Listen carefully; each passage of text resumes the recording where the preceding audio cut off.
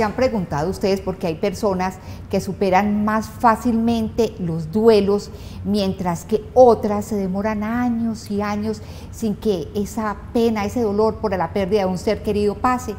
Pues bien, parece que el secreto está en tener inteligencia emocional y tener presencia espiritual. Y yo diría que también un poquito de creatividad, como vamos a ver hoy con nuestra invitada el día de hoy. María Isabel, bienvenida al programa, ¿cómo estás? Bien, Miriam, muchas gracias. ¿Y tú cómo estás? Muy bien, gracias. Le decía yo fuera de cámaras que se ve muy joven para tener un matrimonio, ya 2 hijos, pequeños o ya son... Tienen 12 y 11 años. Sí, ya son unos señores, Ya. Exactamente. Sí. Bueno, ingeniera de producción, ¿no? Sí, soy ingeniera de producción. ¿Y has elaborado dónde? Uy, en muchas empresas. Empecé primero en una empresa de estructuras metalmecánicas y ya después pasé al área comercial y estuve en varias empresas manejando toda la parte comercial. Y ya mi último trabajo fue en Diversity, el parque que quedaba en el Centro Comercial Santa Fe, como directora de operaciones. Exactamente, yo decía que algo de curiosidad, porque tú tienes un emprendimiento del cual vamos a hablar más adelante y que tiene que ver con una serie de pérdidas, haber pasado por la experiencia de ver morir a varias personas, empezando por tu papá, ¿no es así? Sí, empezando por mi papá. Lo que pasa es que en estos días encontré la partida de nacimiento de mi abuelita por parte de mi mamá, y mi abuelita nació en 1896. Ajá. Entonces yo no conocía abuelitos porque incluso mi abuelita tuvo a mi mamá de 46 años, pues que en esa época no sé cómo sobrevivió. Entonces yo desde chiquita nunca tuve abuelitos y mis tíos eran viejos y se fueron muriendo, hasta que llegó la enfermedad de mi papá. Fue el día de mi grado de ingeniera, él se mareó, él llegó a la casa y llegó mareado. Y entonces dijo mi mamá, pues llevémoslo a urgencias. Y fue a urgencias y el doctor le dijo, no, es ya la edad, tenía 59 años, es ya la edad, no se preocupen. A los 15 días mi papá amarrándose el zapato se cayó y se abrió. Entonces ahí otra vez ya la llevamos donde el internista y solo con verlo caminar la doctora dijo, lléveselo para la clínica, que él tiene algo en el cerebro. Ajá. Y efectivamente tenía un tumor cerebral. Tenía un tumor cerebral, nos dijeron que había que operarlo inmediatamente, que era un 97% de probabilidad que salía bien, pero ese 97% se volteó porque de ahí fueron 7 cirugías más porque desarrolló hidrocefalia, meningitis, un montón de cosas hasta que finalmente murió en noviembre. ¿Qué tanto te impactó la muerte de tu papá? Mucho, mucho, porque pues primero era la primera muerte como tan cercana que teníamos. Ajá. En mi casa. Yo tendría 21, 22 años. Entonces primero pues como enfrentar la muerte del papá es muy duro. Mi papá era un ser maravilloso, amoroso, un papá excelente. Entonces, y él siempre soñaba que cuando tuviera 60 años, le encantaba la música mexicana, que a los 60 años iba a hacer una fiesta con mariachis, y se murió de 59. Ajá. Entonces eso pone a uno a pensar, ¿qué tenemos? Nada, o sea, en cualquier momento Dios nos llama. Exactamente. Entonces sí, fue súper duro, pues, pero entender también, o sea, llega un momento en que veía uno tanto el sufrimiento de mi papá, que uno decía, ay Señor, llévatelo ya, porque pues cada día su salud era... 7 cirugías, exactamente. Fue horrible, sí, fue muy maluco. 2 años después les tocó a ustedes pasar por la muerte ya de una tía. De mi tía. Mi tía es como mi mamá, porque mi mamá trabajó mucho, entonces mi tía nos crió, era la hermana de mi mamá. Y justo un día, una prima fue a almorzar a mi casa y dijo, ay, la tía tiene la boca torcida. Entonces sí, entonces fuimos donde el internista, le mandó un TAC, otra vez tumor cerebral. O sea, lo mismo, 2 años después. Entonces no tenía cura, pues fuimos donde varios neurólogos, no, definitivamente no tenía cura, pero nos decían que operarla para darle calidad de vida.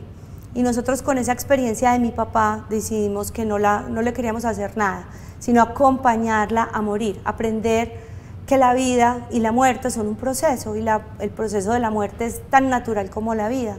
Entonces ya como con la experiencia que tuvimos con mi papá dijimos no, acompañémosla y la acompañamos a morir. Ella quería ir a Cartagena y nos fuimos con ella para Cartagena, haciendo todo lo que ella quería. Le hicimos una fiesta con todas sus amigas, la familia, como entendiendo que ya se nos iba, entonces la despedimos, ella consciente hasta el final. Entonces fue muy bonito ese proceso de saber que la muerte es tan real y que no tenemos que tenerle ese miedo, sino como acompañar a las personas que se nos van yendo. ¿Quién era María Isabel en esa época, espiritualmente? Espiritualmente, yo en esa época estaba trabajando, incluso renuncié, estaba trabajando en una empresa de estaciones de servicio de gas, y sentí pues como la necesidad de estar con mi tía en esos últimos años. Ella me acompañó chiquita a crecer, a ser la mujer que soy. Entonces yo dije, no, yo quiero salir y estar con ella. Era como el llamado en ese momento. Entonces me retiré del trabajo y empecé a estar con ella hasta que murió. Pero y espiritualmente, ¿eres una mujer religiosa, una Siempre. mujer de pronto que entendió a partir de Dios esas pérdidas? Sí, siempre, siempre. Estudié en un colegio católico de monjitas y mi tía específicamente era súper religiosa. Entonces con ella íbamos al curso de Biblia de la iglesia del poblado, me encantaba. Me acuerdo que íbamos también a la misa del Sagrado Corazón de Jesús y teníamos la medallita. Mi tía me enseñó a ser muy religiosa y a través de ella entendí que el final es encontrarnos con Dios. O sea, yo decía, ¿por qué le tenemos tanto miedo a la muerte si es el camino que estamos viviendo como católicos? ¿Cierto? Si desde chiquitos nos han dicho, viva bien para que danos buena vida y buena muerte, pues porque vamos para donde Dios. Entonces, el acompañarla amorosamente y católicamente, porque es que era la oración de saber que ella estaba ahí, que ya se iba a encontrar con Dios, era como un proceso pacífico. O sea, ¿tú nunca culpaste, por ejemplo, a Dios de todo ese sufrimiento por el que pasó tu papá e incluso tu tía? No, yo nunca lo culpé. Mi hermanito menor sí tuvo un conflicto muy grande porque nosotros siempre estuvimos ligados a la iglesia. Entonces vivíamos antes al frente del convento de las Carmelitas Descalzas, entonces mis hermanitos fueron acólitos, yo hice la primera comunión con las monjitas y nuestra Navidad siempre estaba ligada con hacer las novenas, con estar con las madres, en general, pues en fin eso. Después fuimos a vivir a Envigado. Cuando las monjitas se fueron para Girardota, el convento lo vendieron para la fiscalía, entonces la zona se volvió muy maluca y nos fuimos a Envigado. Y mi hermanito fue al padre a buscarlo para que le pusiera los santos óleos a mi papá. Y el padre, pues porque mi mamá estaba súper angustiada, ya estaba mi papá como en las últimas. Y el padre le dijo, ay, yo no tengo tiempo hoy, yo voy mañana. Y al otro mi papá se murió. Y eso fue un golpe súper grande para mi hermanito, porque digo, pues ni siquiera los padres están disponibles cuando lo necesitamos, porque en ese momento necesitábamos consuelo. Entonces para él fue muy duro. Para mí no, pues para mí en general la muerte de mi papá y de mi tía, más que, pues obviamente hubo mucho dolor de no tenerlos, de saber que ya no iban a estar, que no iban a compartir con nosotros, y ahora duele pues ver mis hijos y decir cómo gozaría mi papá y mi tía con mis hijos, pero es saber que es el proceso natural de la vida. Bueno, hablemos de Diego. Tengo entendido que era profesor del Colegio Cumbres, ¿no? Sí, mi hermanito menor, nosotros somos 5 hijos. Mi hermanito menor era profesor del Colegio Cumbres, él estudió filosofía y empezó a trabajar en Cumbres como profesor de filosofía y de español. Y al alejarse de Dios, después de ese impacto que recibió con ese sacerdote que no quiso atender, digamos, el requerimiento de los santos óleos en un momento tan urgente, él empezó a tener una visión del Señor distinta, de Dios que enseñaba a sus alumnos, tengo entendido, ¿no? Sí, él tenía como un choque. Lo que pasa es que cuando uno se cría en una familia muy católica, en un colegio católico, uno entras como en choque, porque ya es rechazando esa idea. Pero yo creo que al final él nunca se alejó de Dios, ¿sí me entiendes?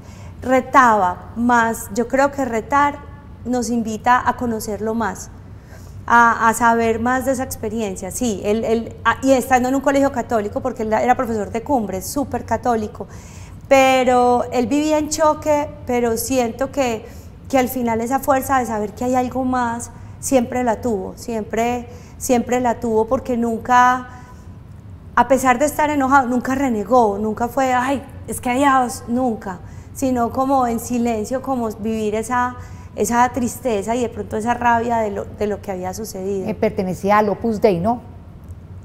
Alcázares es del Opus Dei, sí, él se graduó del Alcázares, que es del Opus Dei. Bueno, ¿qué pasó con Diego? Creo que fue un 23 de octubre, ¿no? Sí, un 23 de octubre, hace poquito, hace 9 años. Resulta que él estaba trabajando en el colegio, justo ese día cayó un aguacero como todos los 23 de octubre ya, un aguacero tenebroso, horrible, y él salía y 8 días antes él había vendido el carro y había comprado una moto. ¿Por qué? Porque Dios lo quiso así. Y salió entonces del colegio y le decían, ¿para qué vas a salir? Espérate un minutico. Incluso el rector del colegio le decía, mister, ¿para dónde va? Y él le dijo, no, tengo afán. Bueno, salió, paró en una tienda a comprar una gaseosa en medio de ese aguacero y el señor de la tienda le dijo, hombre muchacho, sentate un ratico y espérate que está lloviendo muy fuerte. Y él le dijo, no, tengo afán. Iba a coger para la casa y justo la vía por la que queda la casa de él, porque él vivía cerca, estaba cerrada porque la estaban repavimentando. Entonces él se desvió. Al desviarse, la moto se le apagó. Entonces él parqueó la moto, se orilló y se paró a escamparse. Y en ese momento cayó un árbol y lo mató. Le perforó, fue una muerte pues como muy... ¿Instantánea? Fue instantánea porque el árbol perforó la pelvis cortó la femoral y se desangró internamente. O sea, fue instantáneo. Los doctores dicen que él no sufrió, tanto que incluso se pudo donar las córneas de él, pues porque fue, pues no tuvo, él quedó íntegro. María Isabel, tú eras muy cercana a tu hermano. Sí. ¿Cómo impactó esta nueva pérdida en tu vida? Uy, esa sí fue muy dolorosa, sobre todo por mi hijo mayor, que era muy apegado a él. Mi hermanito, a pesar de tener 33 años, pues era joven, pero era un niño chiquito. Y entonces le encantaban los superhéroes, le encantaban los cómics. Entonces era muy cercano a mi hijo porque compartían eso, o sea, se sentaban a jugar con los muñecos, entonces explicarle a mi hijo que ya el tío no estaba, que ya se había ido, y entender la razón de por qué se fue tan joven. O sea, por qué razón, no, pues Dios se lo llevó. Yo decía, no, pero si le quedaba mucho para vivir, ¿por qué Dios se lo llevó? Y con una muerte realmente tan absurda, pues porque él no tuvo tiempo de siquiera de esquivar nada de ese árbol que le cayó encima. Nada, él no esquivó. Incluso alguien que lo vio dijo que él puso las manitos, hizo y ya, y se fue. Entonces sí, fue súper doloroso, fue muy doloroso el entender esa razón de por qué se murió así. Pero él era filósofo, como te conté, y él escribía mucho. Y nosotros, pues, después de que se murió, organizamos su apartamento, recogimos todos, él tenía más de 1000 escritos, y nos dimos cuenta en sus escritos que él tenía muy claro que iba a morir joven. Ajá. O sea, los escritos de él eran muy relacionados con la muerte, incluso poemas diciendo de qué se iban a hacer con sus cosas, qué iba a hacer de él cuando él no estuviera, porque él después de la muerte de mi papá se desapegó mucho a la vida, pienso yo. Ajá. Se desapegó mucho a la vida y se entregó pues como a la muerte como joven. Era su destino. Las lágrimas del guerrero, así se llama. Las últimas lágrimas del guerrero. Exactamente, y el libro entonces recoge, como tú dices, todos esos escritos, pero algo especial que recuerdes fuera de ese presagio de que iba a morir joven. Hay un poema, a él le editaron un libro en la Universidad Bolivariana, en la Bolivariana, donde estudió, antes de este libro, que se llamaba Piedra de Agua. En ese libro él tiene un poema que dice que siempre está atado al mismo árbol, al mismo sitio donde va a morir. Es muy extraño, sí. Porque, y en los poemas que él decía, era repetido la muerte de él. Y la novia nos dijo que él 8 días antes estaban en un centro comercial y vio un viejito y él lo ayudó con la silla de ruedas y él dijo, yo no quiero llegar a viejo, no me gustaría. Entonces es como tantas cosas que nos decían, él tenía muy claro que no iba a estar todo el tiempo con nosotros. María Isabel, ¿cómo viviste el duelo? ¿Cómo lograste superar, digamos, ese amor tan grande que tenías por él y esa pérdida, ¿no? Estudiando.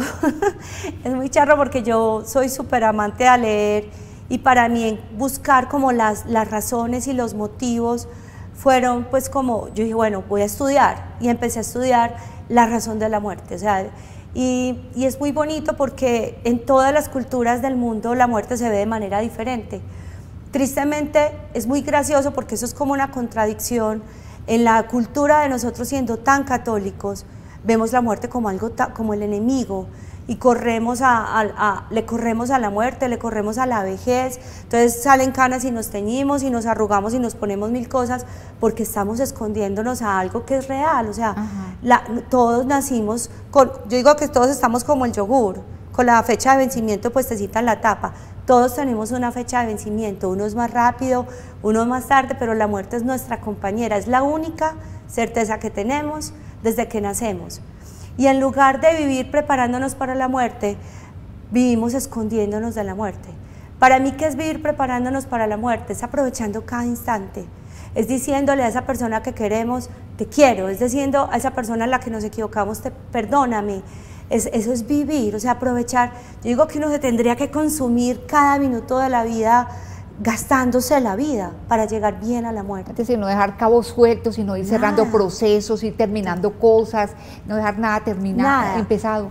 Y empezado, ni pensando en futuro. A toda hora somos es que mañana. Y mañana hago esto. Es el poema de No me lleven flores a la tumba, que yo creo que todas las personas lo conocen, es tan real. Y lo leemos y lo decimos. Y cuántas veces lo hacemos realmente. Cuántas veces pegamos la llamada a esa persona que queremos. Ah, no, es que no tengo tiempo. Ah, es que es mañana. Y pensando en futuro, nos olvidamos de lo que estamos teniendo hoy. Cuántas veces los papás trabajamos. Yo decidí ser mamá, o sea, ahorita me preguntaron que qué me ponían, yo soy ingeniera, hice una maestría, pero para mí, mi función es ser mamá, porque tomé la decisión de acompañar a mis hijos a crecer. Para mí son mi mayor empresa, mi vida. Entonces, ¿cuántos papás, sin criticarlos, porque cada cual decide cómo su vida, pero cuántas veces pasamos tiempo trabajando para darles un futuro a los hijos? Y no les damos tiempo a los hijos. Entonces son unos hijos criándose en solos.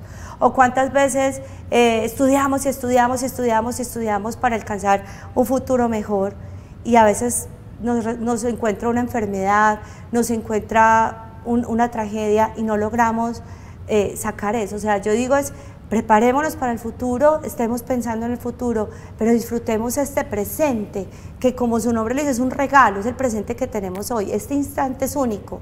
Esta tarde es única, nuestra familia es única y es hoy. No, y que no solamente no nos preparamos para la muerte, sino que le tenemos miedo a la muerte.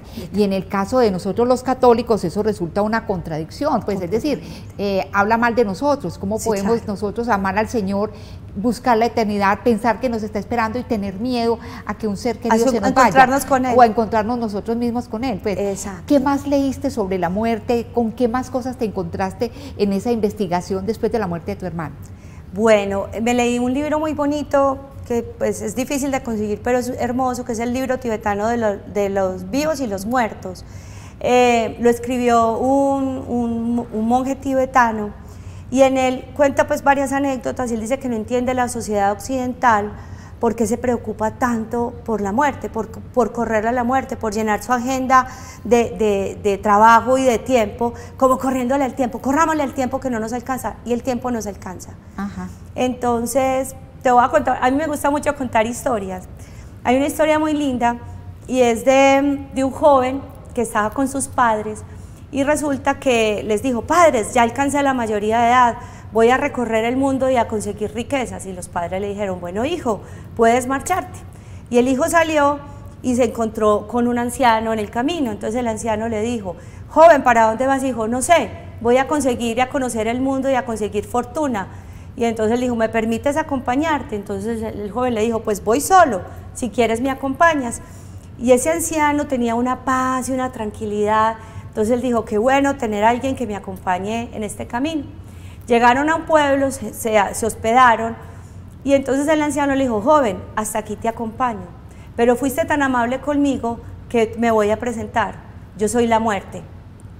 Entonces el joven se asustó y dijo: vienes por mí, pero si apenas estoy joven y voy a empezar mi camino. Y dijo: no, pero fuiste tan amable conmigo que te voy a avisar antes de ir por ti. Bueno, entonces se separaron el joven y el anciano, y el joven empezó a vivir su vida y pasar los años y los años y los años. Cuando una vez llegó a su casa, estaba en su casa cuando le tocaron la puerta, y él abrió y vio al anciano. Le dijo: pero anciano, tú me avisaste que venías por mí antes, tú me dijiste que me avisarías que vendrías por mí. Y el anciano le dice: cuéntame, ¿cómo está tu pelo? Dijo: blanco ya de las canas. Ah, ¿y tu piel cómo está? Y dijo: ya arrugada, no me cabe una arruga más. Y cuéntame tus dientes. Ya se me cayó la mitad y la otra mitad está que se me cae. Dice: te mandé muchas señales. Ajá. Esa es la vida, o sea, diariamente estamos más viejos que ayer. La muerte nos está caminando al ladito, nos está diciendo: voy contigo. Pero no es algo tenebroso, no es como: ay, llegó la muerte. No, la muerte nos va avisando todo el tiempo, y yo creo que uno con los años va sintiendo como las rodillitas ya no son las mismas, no tiene la misma agilidad, porque es que cada vez estamos envejeciendo. Y no es correrle a eso, es prepararnos todos los días para llegar a ese encuentro en paz. Encuentro en paz, exactamente, como decías, tenemos ya la fecha de vencimiento en la cabeza, donde sea, en cualquier parte del cuerpo la tenemos. Sí. Bueno, María Isabel, nos vamos a un segundo programa, invitemos a todos los televidentes para que no se desconecten porque aún no conocemos ese emprendimiento. ¿Qué hizo María Isabel a partir de toda esa experiencia que logró leyendo sobre la muerte y experimentando lo que es ver partir a un ser querido? Bueno, nos vemos en un próximo programa, que estén muy bien.